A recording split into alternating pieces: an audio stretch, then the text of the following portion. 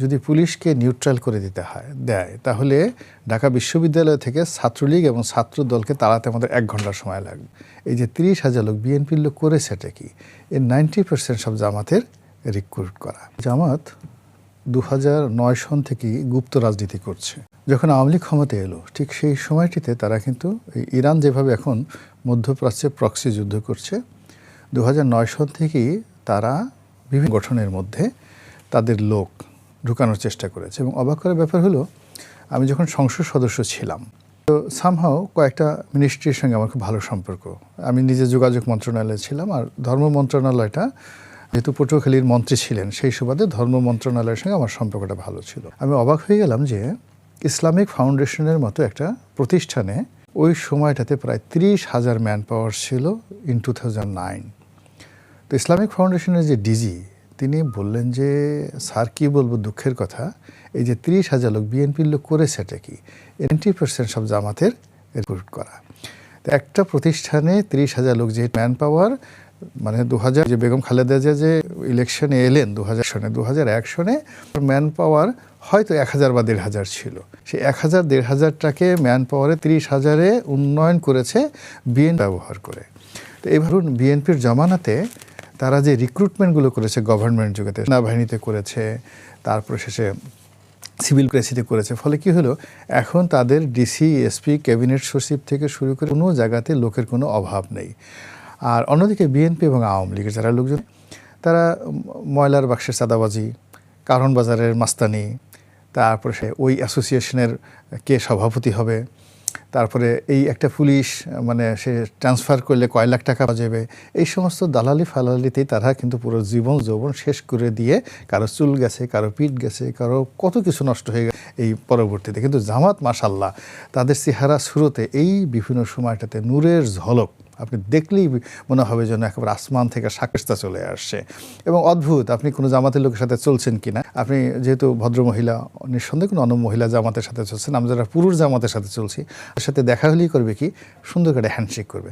Handshake করে আবার যেটা তর্জনী বলি, মূল যেটা যে আঙুল, ওই আঙুল দেবার এটা খোসা দেয় যে আরও কিছু কথাবার্তা আছে। মানে আপনার সাথে হ্যান্ডশেক করলো, হ্যান্ডশেক করে আবার আর আঙুল দিয়ে আপনাকে একটু চুলকানি দিয়ে দিল হাতের মধ্যে, যে শুধু এই হ্যান্ডশেক না, আরও কিছু গোপন কথা আছে, let's talk together letter on.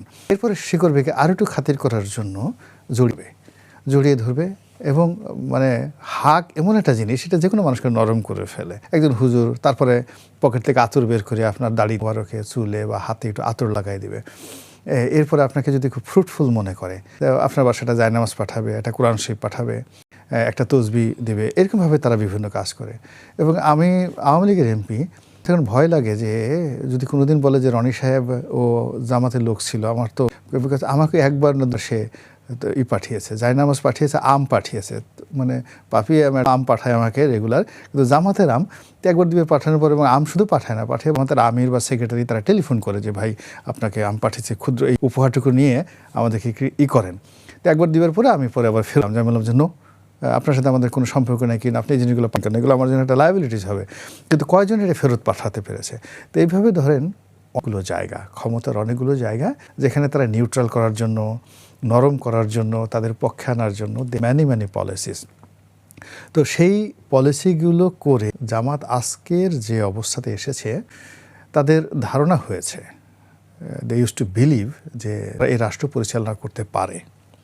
দ্বিতীয় ধারণা হয়েছে যে তাদের যারা প্রতিপক্ষ, এরা খুবই দুষ্টনীতির লোক, এরা লোক ভালো না, চুরিচামারি করে, চাঁদাবাজি করে, টাকা তুলে পল্টনে, চাঁদা যায় লন্ডনে, এরা শেয়ার মার্কেট লুট করে, আমরা তো কিছু লুট করি না, আমরা খুব ভালো মানুষ, আমাদের উপর আল্লাহর একটা রহমত আছে, আমরা এই দেশ চালাবো। এবং তারা রাস্তাঘাটে হাঁটে সেই যে খিলাফত জমানার মতো, এবং তারা মনে করে যে এই বাংলাদেশে তারা একটা তালেবানি শাসনভাবে করতে পারবে। তো এই যে বিশ্বাস এবং অবিশ্বাসের দোলা, সেই দোলার মধ্যে যে তারা বিভিন্ন মানুষকে তারা কাছে নিচ্ছে, যেমন তারা এনসিপিকে নিচ্ছে। এখন আমরা এনসিপিকে নিয়ে কথা বলছি, কিন্তু আপনি যদি লক্ষ্য করেন একেবারে ডে ওয়ান থেকে আমরা মিডিয়াতে আসছি, আমরা সবাই বলেছি যে এরা জামাতের বাই প্রোডাক্ট। এমনকি অনেকগুলো আন্দোলন হয়েছে, যেমন ধরেন এই কোটা বিরোধী আন্দোলনের আমি কোনো নাম মেনশন করে বলবো না, এটা ফর্মুলেটেড বাই জামাত। একেবারে প্রথম দিন থেকে কোটা বিরোধী যে আন্দোলনটা হয়েছে ঢাকা বিশ্ববিদ্যালয়ে, সেটা একেবারে তাদের তৈরি করে। এবং এটা আমি বুঝলাম কি করে, 2013 সনে আমার জেলে যাওয়ার হয়েছিল। এবং তখন জামাতের যারা শীর্ষ নেতা তাদের সবার সঙ্গে আমি ওখানে একান্ত জেলে খুব কতগুলো প্র্যাকটিক্যালি কথাবার্তা হয়। তো সেখানে মীর কাসিম সাহেব আর আমি পাশাপাশি রুমে ছিলাম।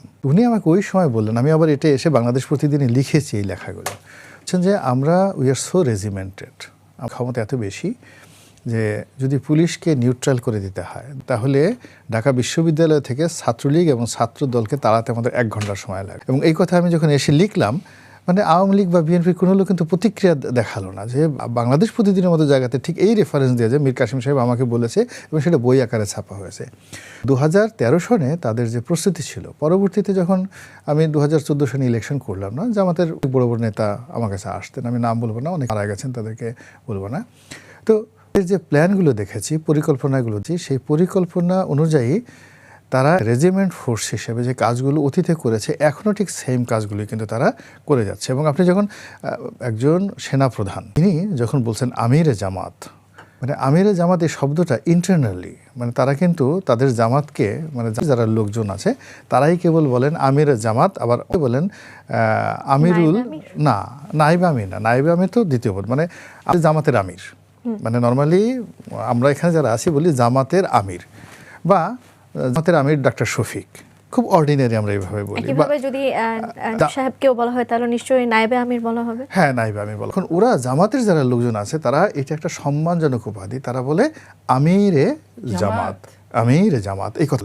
এখন ঠিক সেম ল্যাঙ্গুয়েজটা যেটা জামাতের রোকন পর্যায়ে যারা লোকজন আছে, যেটা টেকনিক্যালি এবং যেটা গ্রামেটিক্যালি তারা মানে এনলাইটেন করার জন্য আমিরে জামাত। এবং শুধু তাই না, তারা বলে আমিরুল, অনেকে কিন্তু আবার নিজে মানে জামাতের আমিরকে আমি নিজে তাদেরকে শুনেছি যে তাকে আমিরুল মুমিনিন, আমিরুল মুসলিমিন এই ধরনের শব্দ বলে। তো যখন একজন সেনাপ্রধান জামাতের প্রধান না বলে, জামাতের সভাপতি না বলে, আমির না বলে যখন বলতেছেন আমিরে জামাত, এই দাওয়াতি কর্মটা কোথায় পৌঁছে গেছে, থিঙ্ক অ্যাবাউট ব্যাপারটা। ফলে আমরা যত সহজভাবে তাদেরকে মনে করছি, জিনিসটা এত সহজ না। There is a many equation, many dimension, এবং এখানে অনেক রসায়ন, ফিজিক্স, কেমিস্ট্রি স্টিল